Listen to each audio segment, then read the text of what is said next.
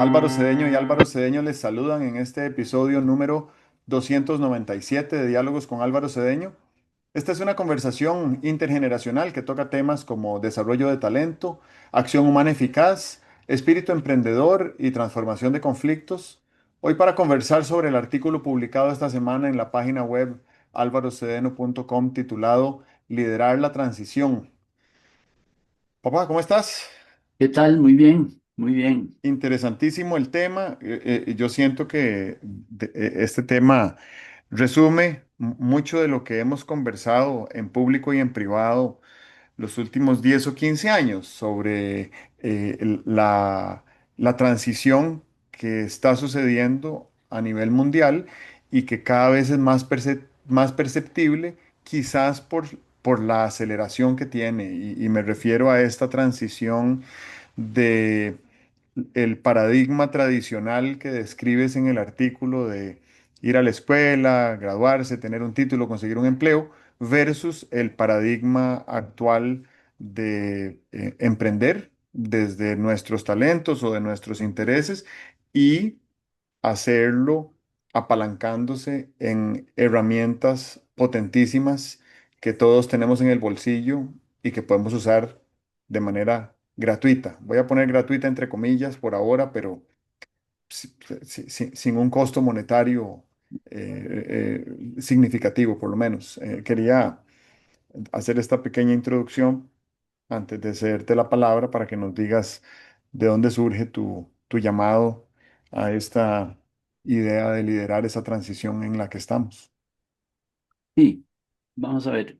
Yo pienso que en la prensa y en las redes nos llegan cosas que son muy valiosas y creo que es posible hacer el ejercicio de, como dicen, conectar los puntos para hacer la figura. Y entonces ocurrió que un par de puntos muy llamativos para mí se prestan a la conexión. El primer punto es el que mencionaste, una nota, eh, un tweet, no sé, de Peter Diamandis de Singularity University, que dice que el viejo paradigma de vaya a una buena escuela, saque un título, consiga un empleo y ya arregló su vida, que entró en crisis, que ahora el nuevo paradigma, dice él, tenga claro el propósito, ve a ver cómo desarrolla una compañía y desde ahí cree y lidere. Ese es el futuro. De manera que él concluye que el emprendimiento es la única carrera futura. Ve qué interesante, dice. Antes usted se hacía ingeniero, o abogado, o médico, ya aseguró su futuro económico. Pero ahora tiene que, haga lo que sea, principalmente haga una empresa.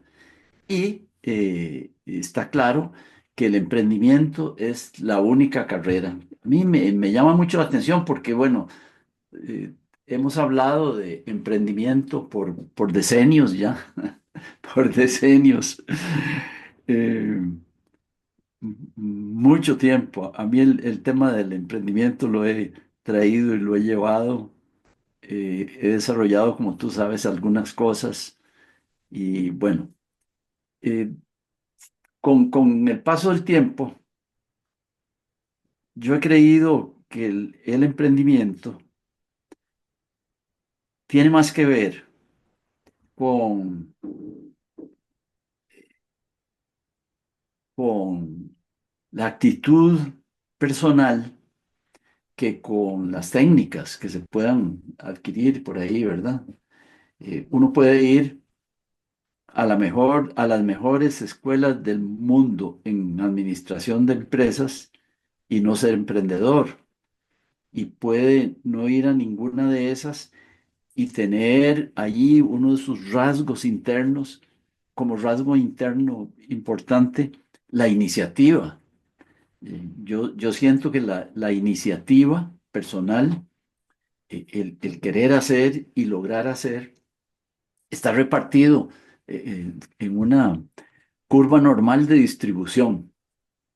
Y entonces hay los outliers que son extremadamente, tienen una iniciativa muy intensa y los otros, los laggards, los quedaditos y tal, que no tienen ninguna iniciativa. Y en medio, ahí está toda la clase media de iniciativa promedio.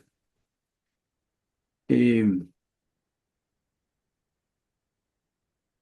Creo que a veces complicamos las ideas, ¿verdad? Cuando uno ve un programa de emprendimiento y ve mucha contabilidad, mucha organización, mucho mercadeo, mucha cosa.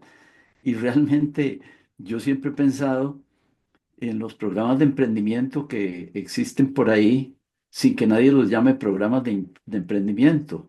Por ejemplo, el movimiento Scout, el escultismo mundial, es una escuela de emprendimiento. El muchacho que se tiene que enfrentar a ver con estos alimentos que llevó crudos a una finca donde no hay electricidad, cómo desayuna mañana, tiene un reto de emprendimiento bien eh, eh, atractivo, bien significativo. O los juegos de los muchachos, yo no sé ahora, pero antes hacíamos excursiones que no llamábamos excursiones, sino que no tenían nombre. Lo que tenían era como la invitación. Jale al río Tiribí. Jale al río Tiribí. Y entonces uno se iba por ahí, pero no era montarse en el bus de desamparados y bajarse en el puente del río Tiribí, sino que era ir caminando por potreros y fincas y tal, hacia donde algunos sabía que quedaba el río Tiribí. Y entonces llegar ahí y para, en el camino había cosas que resolver, había cosas que saltarse, o había avisperos que alguien alborotó, o había un árbol de guayabas que obligaba a detenerse un buen rato saboreando las guayabas. Me parece que eso es gestión de la iniciativa. Ahí voy y voy a ver cómo maximizo la satisfacción y el uso del tiempo y tal. Los chicos antes hacíamos esas cosas. Hoy en un curso de emprendimiento uno siente como que las cosas están muy formateadas, ¿verdad? Contabilidad para pequeños empresarios y mercadeo para pequeños empresarios. Y realmente el rasgo distintivo de un empresario no es que sepa contabilidad y que sepa, no sé, mercadeo. El rasgo distintivo es que tenga esa inquietud a la que llamamos iniciativa. Bueno, me parece que por ahí uno puede tomar lo que dice Daemandis y sintetizarlo en eso. La iniciativa es muy importante. Ok, lo conecto, el segundo punto para el dibujo guiado es un artículo bien interesante que publicaron don Carlos Manuel Rodríguez, que fue ministro de MINAE, y doña Yanina Dinarte, que fue ministra de la Presidencia y ministra del MEIC. El artículo se llama eh, una transición justa, creo que se llama, una transición justa.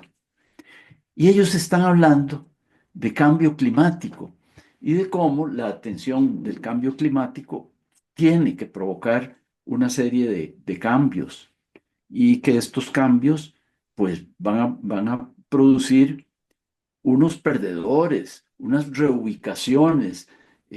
Nada más imagínate si el país decidiera, un país como este puede decidirlo cualquier día, vamos a indemnizar a todos los propietarios de automóviles de combustión interna, vamos a financiar la sustitución de esos por automóviles eléctricos. Así que se acabó la venta de gasolina. Bueno, si se acabó la venta de gasolina, no sé cuánta gente trabajará en estaciones de servicio y tal y cual. Esos serán los perdedores inmediatos de una medida que desde un punto de vista ecológico tiene eh, una alta probabilidad de contribución positiva.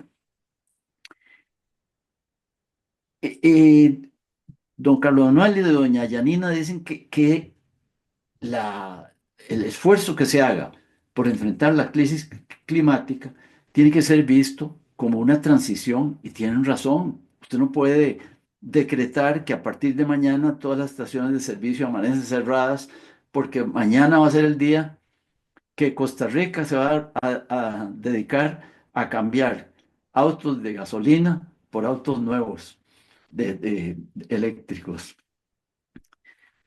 Eh, Suena como a una fantasía, pero ya ocurrió. Ocurrió en Alemania, cuando en Alemania, después de la guerra, quisieron sustituir el marco eh, devaluado por los nuevos marcos de la reconstrucción alemana, ¿verdad? Eh, Hubo un día, y eso es muy llamativo, hubo un día en que los bancos de Alemania se dedicaron a darle a cada alemán una determinada suma de nuevos marcos. Y yo me lo imagino, ¿cómo sería la gente haciendo cola en los bancos, llevando su cédula o eh, lo que fuera que garantizara que era alemán? Y ahí salía con unos cuantos marcos y de ese momento en adelante no se recibió ni circuló más el viejo marco. Y la gente salió, desde luego, en un ejercicio de espontaneidad a comprar lo que quería comprar. Unos compraban pan y seguramente otros compraban camisas y otros compraban medicinas, no sé. Lindo, partió de cero el sistema monetario alemán. Bueno, eh, ese shock de sustituir motores de combustión por motores eléctricos eh, es impensable hoy en día. Uno lo que podría pensar es en cómo eso se podría ir haciendo según una transición. Y a mí me parece que el artículo de don Carlos Manuel y de doña Yanina dice mucho más de las letras que estás viendo ahí. Tiene un, un refinamiento de visión, un refinamiento de gestión política, un refinamiento de la realidad extraordinario. No sé si será uno de esos artículos que pasan en La Nación, lo publicaron, y creo que fue el 31 de octubre de este año. No sé si será uno de esos artículos que pasan por la prensa y no dejan huella, porque hay artículos que no dejan huella. Pero a mí me parece que este es resaltante y qué bueno que hoy estemos conversando de ese asunto. Queda planteado para nuestra conversación que no solamente el cambio climático requiere de un enfoque de transición, sino que hay todos los otros cambios que tendremos que realizar en educación, en seguridad, en urbanización, en salud, en ocupación, en productividad, todos los otros cambios a los que nos vamos a ver obligados por toda la profundidad de cambios que están ocurriendo en el mundo deben ser tratados con este espíritu o con este enfoque de transición que los autores recomiendan. Hubo una época en que el cambio era casi como una amenaza para sacudir a las empresas. Vienen cambios, pero realmente veíamos los cambios llegar lentamente. Hoy en día tenemos en marcha algo así como una erupción de cambios. ¿Qué pienso en fuentes? ¿Cuáles son las fuentes de los cambios? Y pienso que las fuentes de los cambios son permanentes y están encendidas todo el tiempo. Cambios geopolíticos, todo lo que está ocurriendo en el mundo, pero en el mundo cercano o en el mundo lejano, son cambios profundos. Cambios tecnológicos que los traemos en la bolsa, como tú has dicho muchas veces. Y estas dos cosas, los cambios geopolíticos y los cambios tecnológicos, están produciendo un cambio de actitud. La gente primero siente que ahora sí, que nada es estable, de que cualquier cosa que veas podrá estar muy cambiada el año entrante. Entonces, creo que hay una actitud de conciencia del cambio, en algunos casos de apertura al cambio, y esto genera un cambio en valores, en creencias, en normas. Esas tres patas, creencias, valores y normas, son las tres patas o los tres pilares de la cultura. O sea que cuando uno dice, sí, sí, es que hay también un cambio cultural en marcha y a uno le parece que el cambio cultural es seguramente ver otras obras de teatro o que los coros tengan otro repertorio. No, no, no, no. Un cambio cultural es un cambio que tiene que ver con normas, valores y normas, valores y creencias. Entonces, con esas fuentes de cambio tan eh, presentes, tan encendidas, tan impactantes, creo que todos tenemos que estar abiertos al cambio y preguntándonos cómo lo vamos a manejar. Los autores, don Carlos Manuel Rodríguez y doña Yanina Dinarte, lo que nos están diciendo es, no pensemos en manejarlos por la vía del shock, pensemos en manejarlos por la vía de por el enfoque de que son transiciones. Eso quiere decir, son procesos, llevan tiempo, van produciendo cada día nuevas versiones, nuevas situaciones, nuevas circunstancias. Esa es mi introducción a este asunto.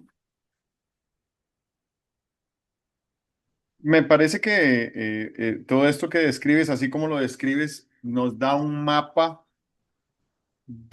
más que un mapa, nos da una matriz de elementos vitales, vitales desde el punto de vista de vida humana, que son requisito indispensable para el emprendimiento. Yo creo que mucho de lo que podríamos hablar acá es a lo que nos referimos en nuestra introducción general de este diálogo, cuando hablamos de espíritu emprendedor, ¿verdad? Que es un área a la que tú le has dedicado decenios, como dijiste, pero capaz que ya va por medio centenio y entonces tienes una amplísima colección de información o de datos o de lo que denominas puntos que vale la pena conocer y conectar cuando uno va a emprender.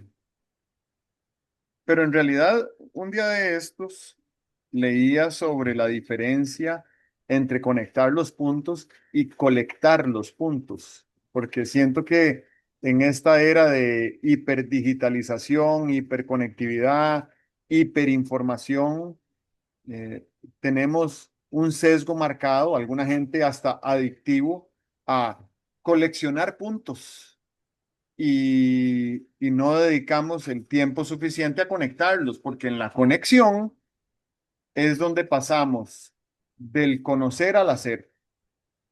Steve Jobs decía que los puntos solo se pueden conectar en retrospectiva, que es lo que hiciste ahora. Dibujaste unos puntos que ya tenías, pero los conectaste acá y entonces eso te da un flujo dinámico de una ruta de creación, de una ruta de gestión, de una ruta de producción.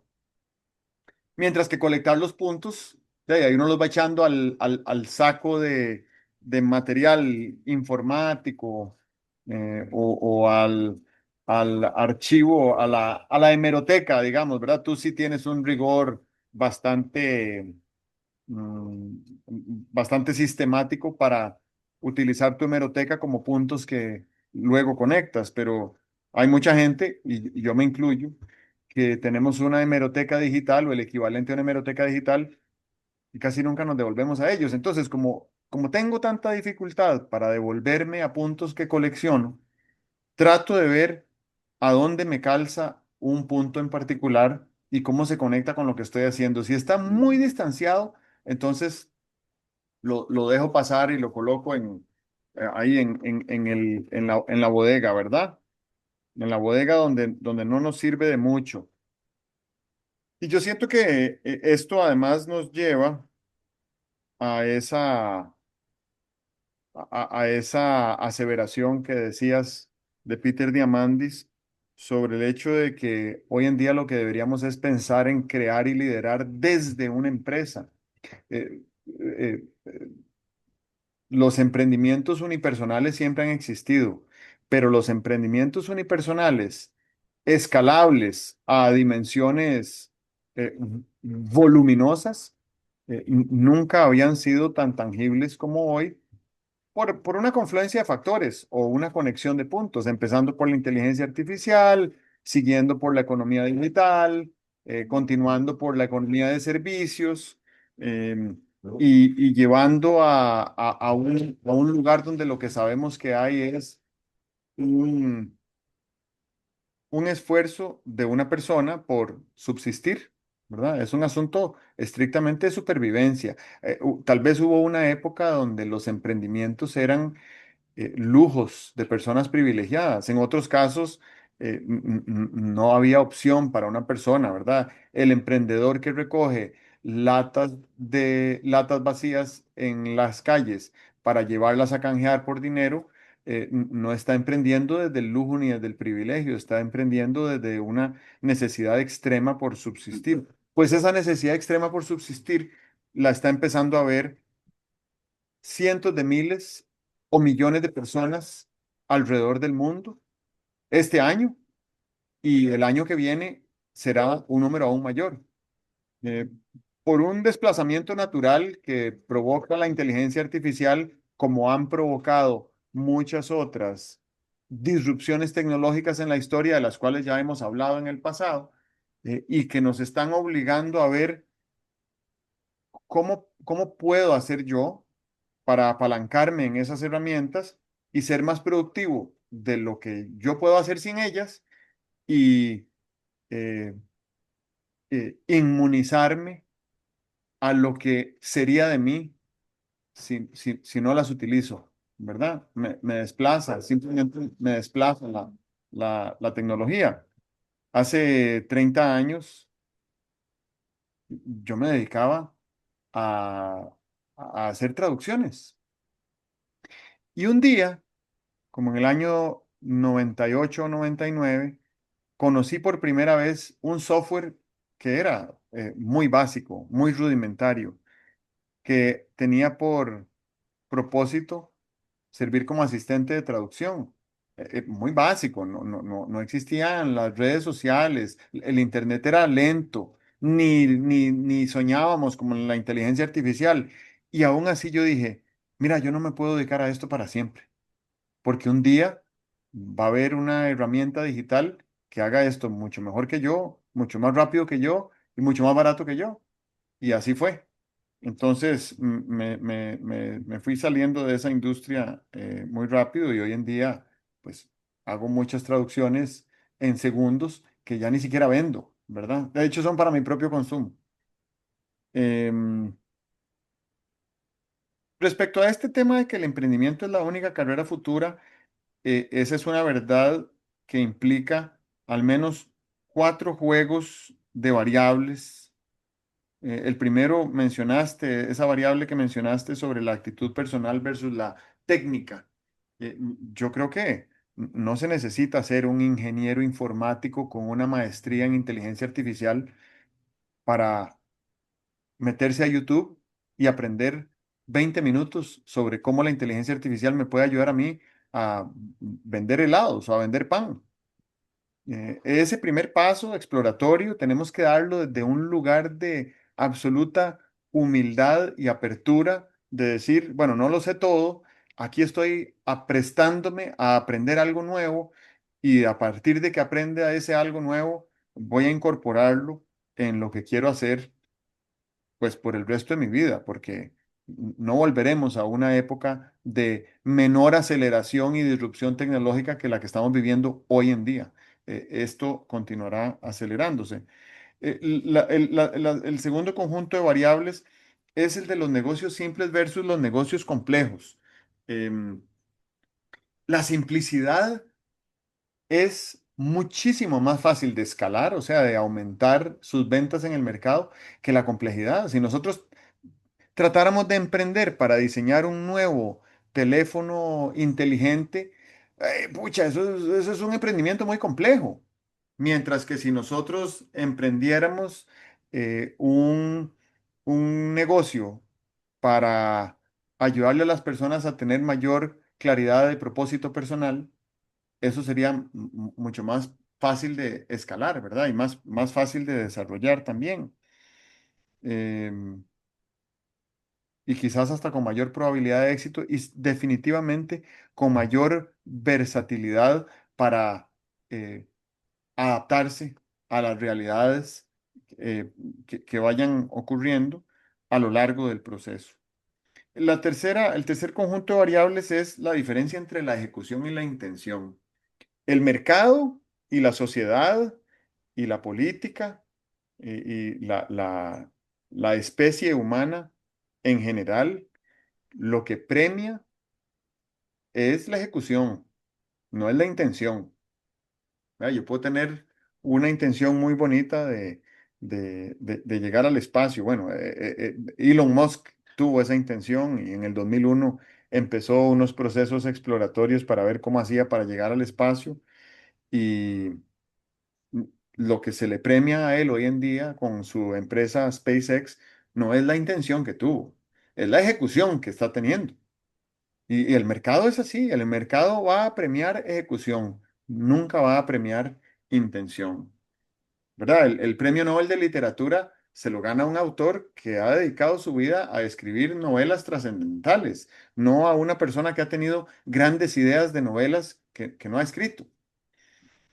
Y el cuarto conjunto de variables es la diferencia entre los emprendimientos digitales y los emprendimientos analógicos. Los emprendimientos digitales, pues obviamente tienen que ver con una conectividad entre el producto que se desarrolla y el consumidor que lo adquiere por medios digitales, mientras que lo analógico es más de boca en boca, de paso a paso, hecho con ladrillos y con concreto y no tanto con unidades de información y software.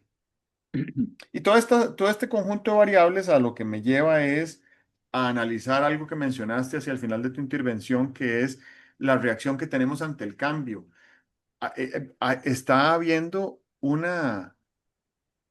aumento vertiginoso de la ansiedad y del miedo ante el cambio que implica la inteligencia artificial, cuando por otro lado, menos notorio y con menor crecimiento, es la actitud de oportunidad que está sucediendo en este momento, ¿verdad? Si la pandemia no nos terminó de sacar de nuestras zonas de confort, hay una alta probabilidad de que la inteligencia artificial sí lo haga en los próximos 4 años. Entonces, si de todas maneras vamos a salir de nuestra zona de confort, pues yo preferiría ponerle un poquito de cariño al asunto y salirme de forma intencional, porque aunque sea de forma intencional o de forma forzada, salirnos de una zona de confort es lo que garantiza la creación de nuevo valor. No sabemos la posibilidad que podría emerger si emprendemos con todo el cuerpo y con todo el ser en esa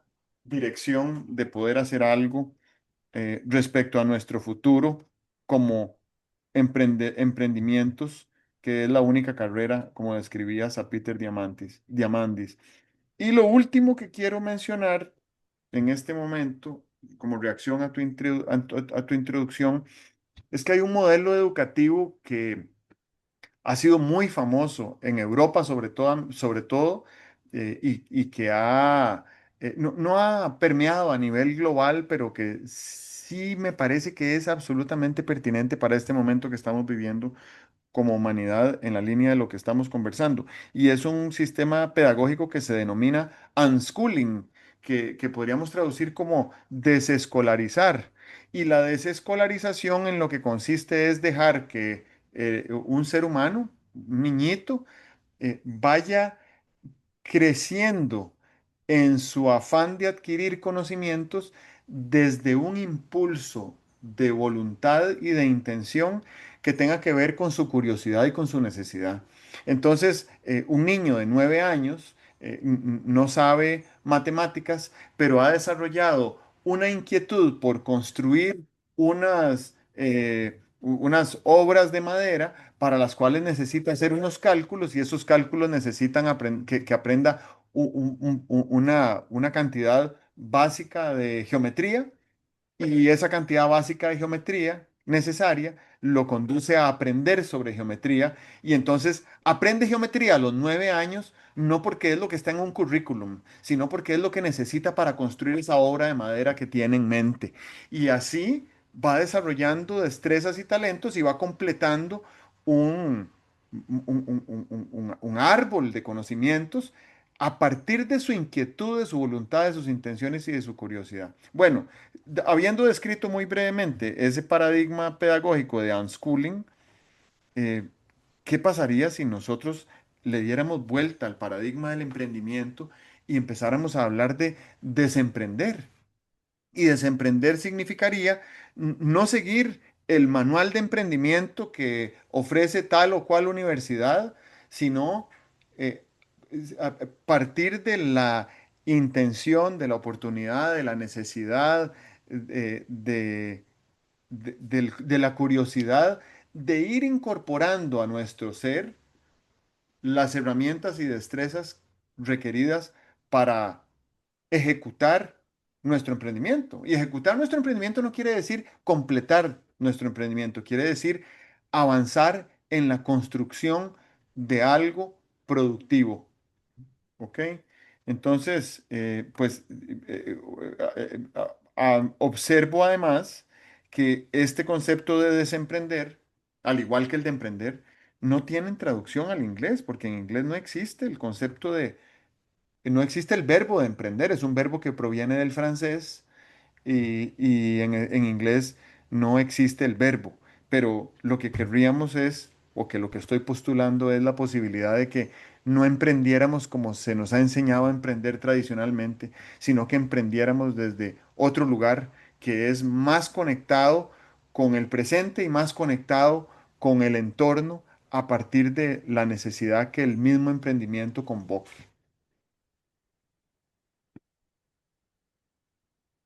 A mí me suena la campana esto de, de la necesidad de cambiar el enfoque que tenemos sobre el desarrollo de personas.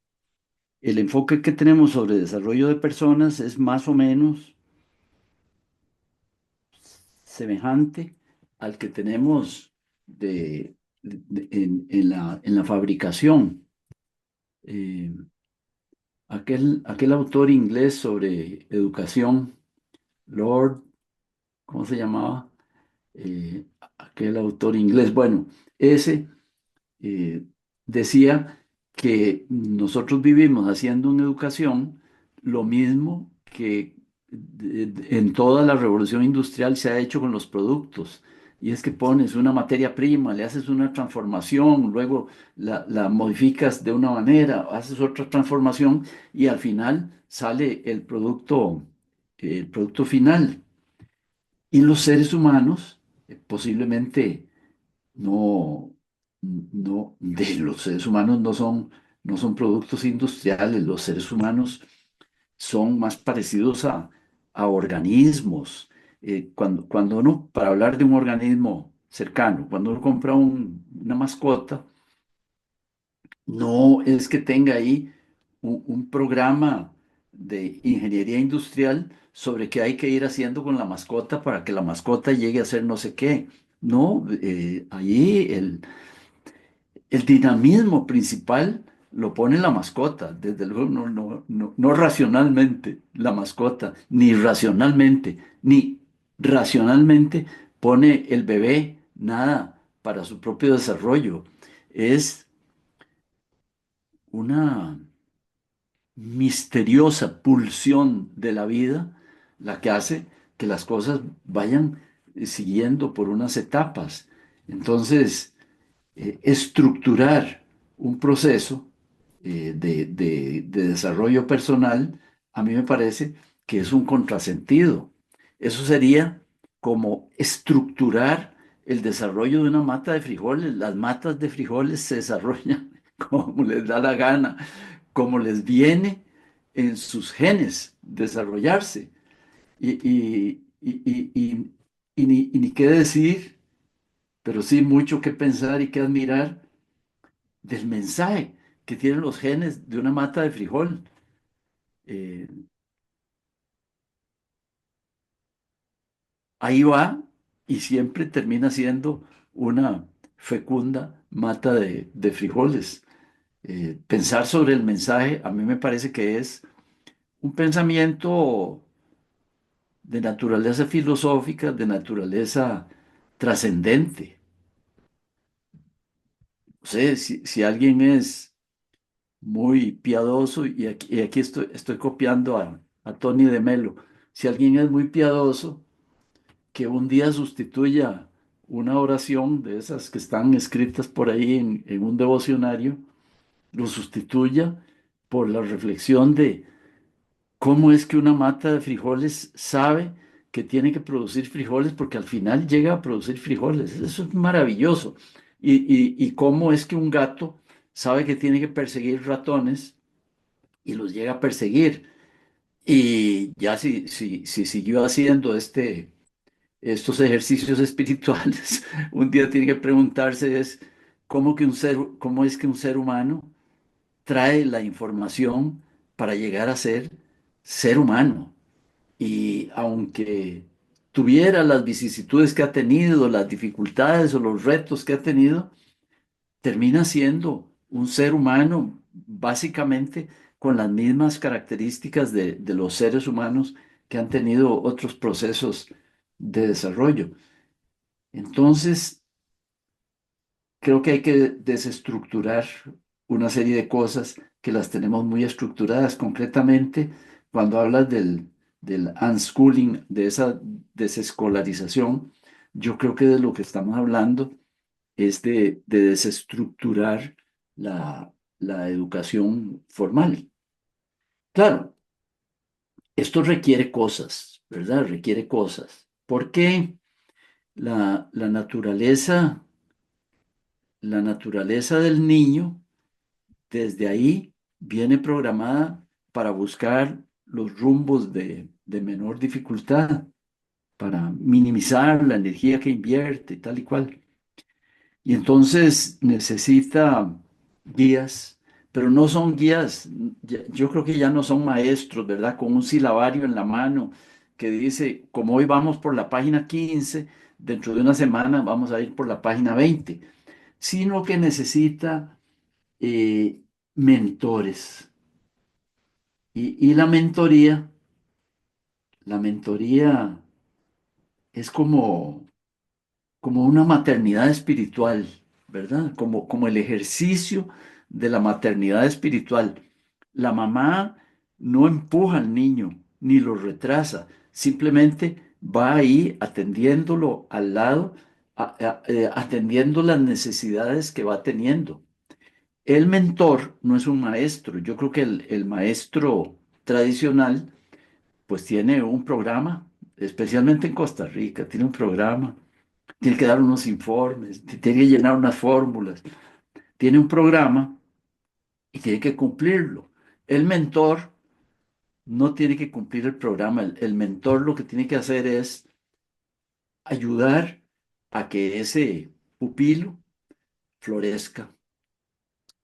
Pero miras qué difícil es realizar estos cambios. Yo estuve metido por años en un esfuerzo de agregarle elementos de tutoría a la enseñanza tradicional, a la enseñanza universitaria tradicional.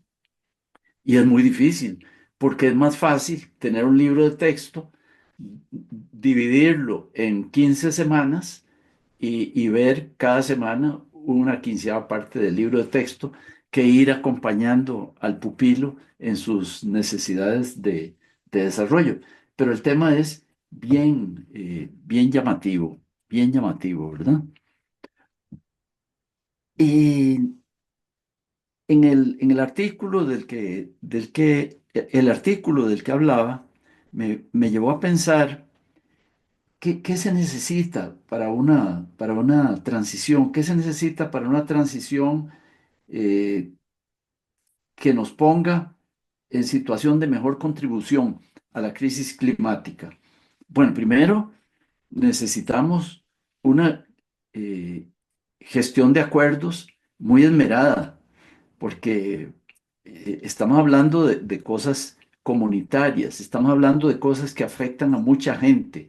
Esto quiere decir, estamos hablando de cosas políticas, no de la bandera tal y cual, estamos hablando de cosas políticas porque afectan a mucha gente. Y eso, en un sistema como el nuestro, solo se resuelve a base de gestión de acuerdos. Y la gestión de acuerdos no es cómo me pongo de acuerdo con estos socios para que hagamos tal empresa, sino que tiene un abanico enorme de gestión de acuerdos. La mamá tiene que ponerse de acuerdo con el niño para que no se coma el helado ya, sino que se lo coma después de que pase el almuerzo. Porque si se come el helado ya, no almuerza y se desnutre. Entonces, gestión de acuerdos va desde ese acto de dos personitas ahí que se ven muy cercanas hasta la gestión de acuerdos de un país que decide cambiar de rumbo o renovar su rumbo o introducirle cosas nuevas a su rumbo. Se necesita también para estas transiciones, para este esfuerzo de transformación en materia de contribución climática, se necesita una gestión estatal de incentivos. Los seres humanos nos movemos por incentivos.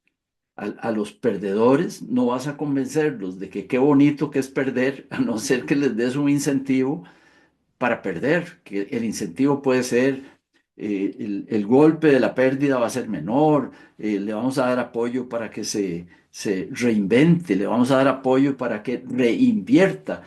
Esa gestión de incentivos no es una gestión trivial, pero no es cosa de bajemos el precio de tal, subamos el impuesto de cual. A mí me parece que quienes ejercen la función pública pensando que los únicos instrumentos que tienen en las manos son subsidios y precios, impuestos, me parece que tienen el silabario del político que tiene 100 páginas, les llegó solamente a la página 5. Pero bueno, este es otro negocio. Necesitamos una gestión estatal de incentivos. Y ahí usted se pone a preguntarse, ¿y qué es? Solo con tener idea del incentivo ya estamos en el camino correcto, como decías antes. Lo que necesitamos es la intención o necesitamos también la ejecución. Claro que necesitamos la ejecución. Y entonces, ¿cómo hacemos para que la gestión pública de incentivos sea eficaz. Bueno, hay que empezar por tener un Estado eficaz. ¿Qué quiere decir un Estado eficaz? Así de pequeñito. No, así de grande tampoco. Eficaz es eficaz, no tiene que ver con el tamaño. Supongo que el Estado de los Estados Unidos es mucho más grande que el Estado costarricense y ambos son sujeto de exigencia de que sean eficaces, el pequeñito y el grandote. La otra cosa que me parece que es necesaria para una transición como la que, de la que estamos hablando es que exista un esfuerzo pensado, sistemático, de educación, de comunicación. Creo que lo peor que puede ocurrir en el caso de una transición, como una transición climática, una transición educativa, una transición en la seguridad social, una transición en la seguridad ciudadana, lo peor que puede haber es oscuridad. Solo hay una cosa peor que la oscuridad. Oscuridad quiero decir que no se da información, que no hay comunicación, que nadie sabe lo que se está haciendo, ni los resultados que se están obteniendo, ni para qué se hace lo que se hace. Solo hay una cosa peor a esa oscuridad y es la demagogia. Y es cuando te pretenden contar historias de que lo que estás haciendo, lo que están haciendo, es lo mejor y que los resultados son buenísimos, que todavía no los ves porque te falta entrenar el ojo a ver los resultados que se están obteniendo. Esa demagogia es también peor que la oscuridad, pero la solución o lo mejor o lo deseable es que haya una comunicación muy intensa con finalidad educativa. Esto, lo dicho, en cuanto al desafío y lo que hay que hacer y tal, hace una interesante diferencia entre lo que es un problema simple. Un problema simple es, se me desinfló la llanta de la motocicleta. Entonces, ya sabemos qué hay que hacer. Un problema complejo es se me descompuso el sistema eléctrico de la motocicleta. Ya eso no es simplemente échele aire y póngale un parche, no, ya es un problema, eh, ¿cómo lo podríamos llamar? Complicado, complicado. Una llanta desinflada es menos complicado que un sistema eléctrico de la motocicleta estropeado. Y luego hay otros problemas que no son ni simples ni complicados, son complejos. Alguien podría decir, complejo y complicado son sinónimos. No, no, en materia de resolución de problemas, complejo y complicado no son sinónimos. Complicado es desarrollar una empresa. Complejo es cambiarle el rumbo a un país.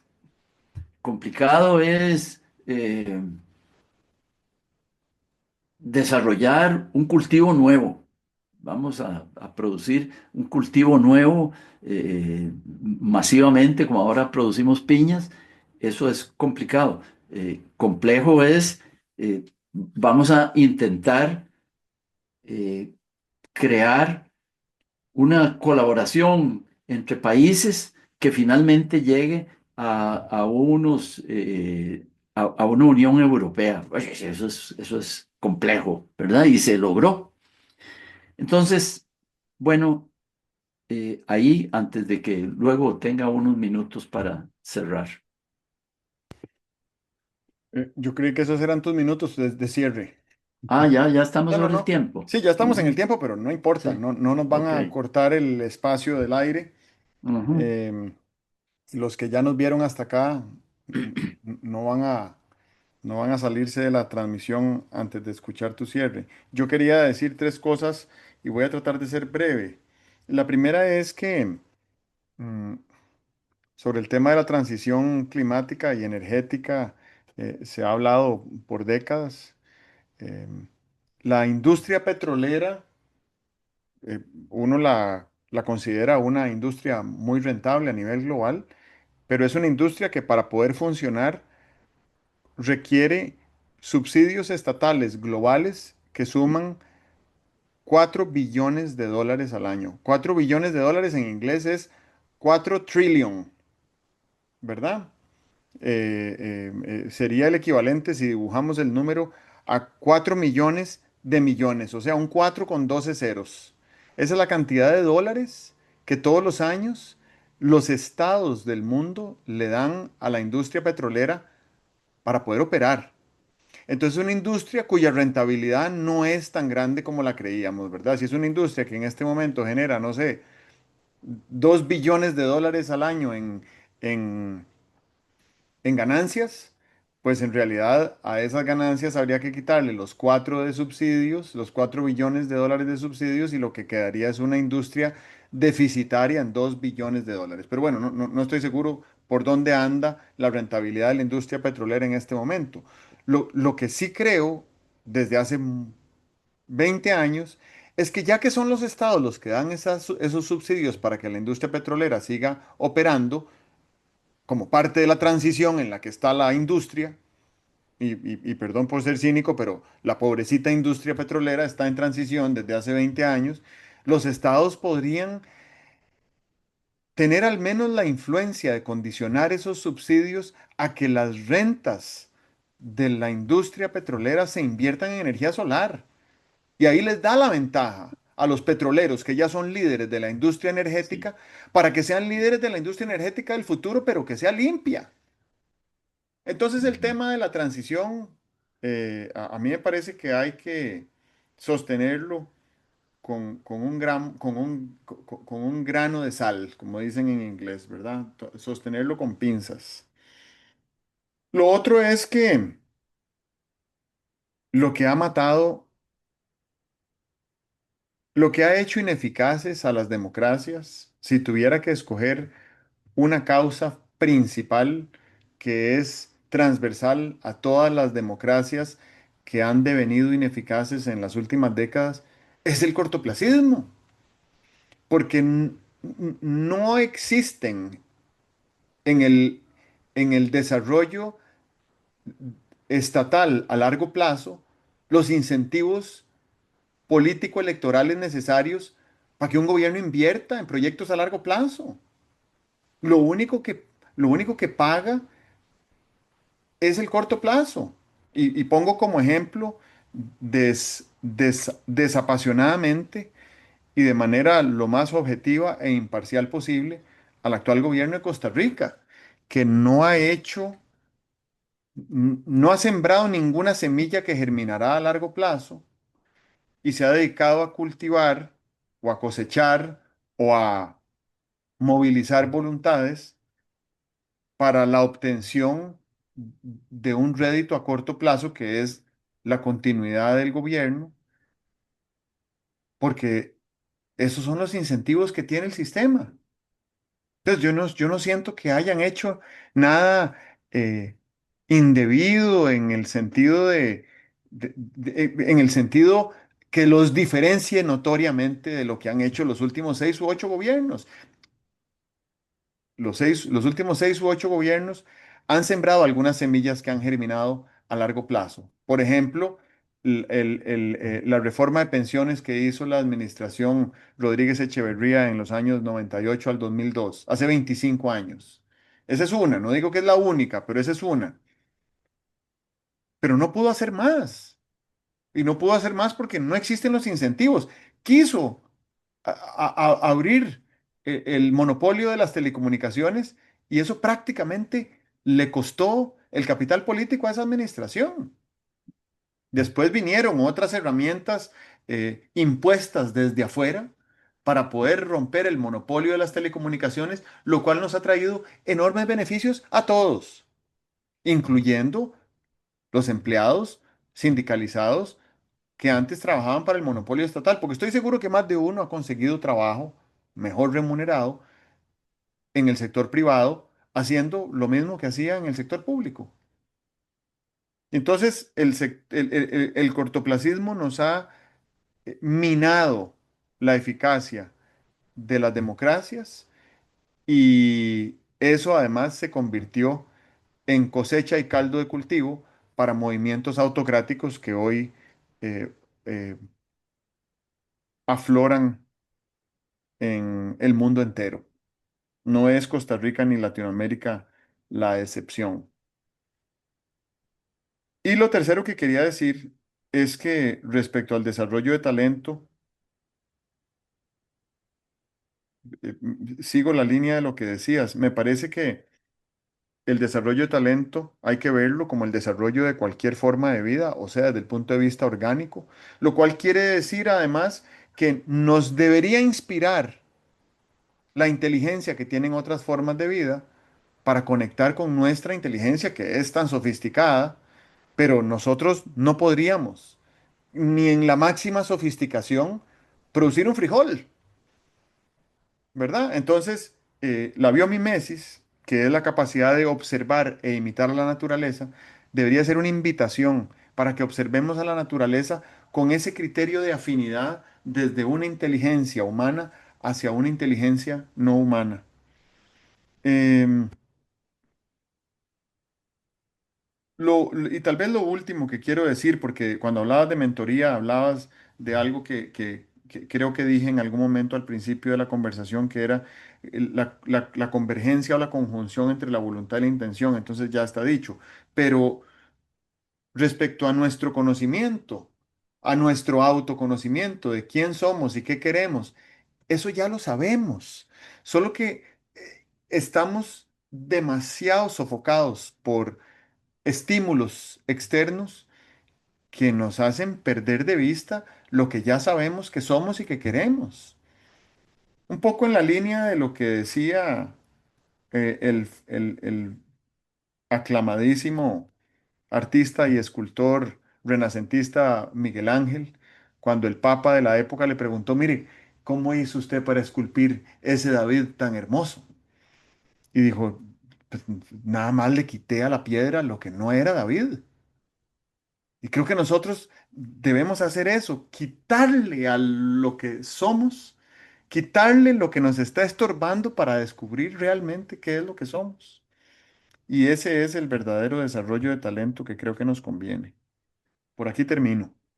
Bueno, yo cierro diciendo que esto que hemos descrito como reto, como problema, como vías para hacer y lograr cosas, plantea una necesidad en la humanidad y en el país, de donde podríamos sacar una agenda de cosas que tenemos pendientes. Vieras que estoy convencido de que necesitamos analistas de complejidad, porque todo el mundo sabe inflar una llanta que se desinfla, mucha gente sabe componer el sistema eléctrico de una motocicleta, pero hay poca gente que sepa analizar problemas complejos. Dos, necesitamos transicionistas, o sea, expertos en gestión del cambio. También hay formas de desarrollar eso y lo estamos necesitando. Hemos dicho que el cambio es muy intenso, muy profundo y vamos a necesitar gente que sepa cómo se gestiona el cambio. Y vamos a necesitar también, no sé cómo se llamarán, pero ahí lo que voy a mostrar es la necesidad. Va a tener la humanidad, el pueblo de Costa Rica, nuestras comunidades, muchas necesidades cognitivas, van a necesitar conocimientos, muchas necesidades emocionales. Y aquí sí que viene a tener razón lo que dice Diamandis, de que el emprendimiento es la única carrera futura. Es en la satisfacción de esas necesidades cognitivas, emocionales, de apoyo, de guía. En esas necesidades, creo yo que hay un punto de agenda muy importante en la cual, para satisfacer la cual se necesita de innovación, se necesita de iniciativa, en suma, se necesita de emprendimiento. Y así termino. Muy bien, muchas gracias. Bueno, Nos hablamos de nuevo muy pronto. sí, señor. Hasta luego. Dios.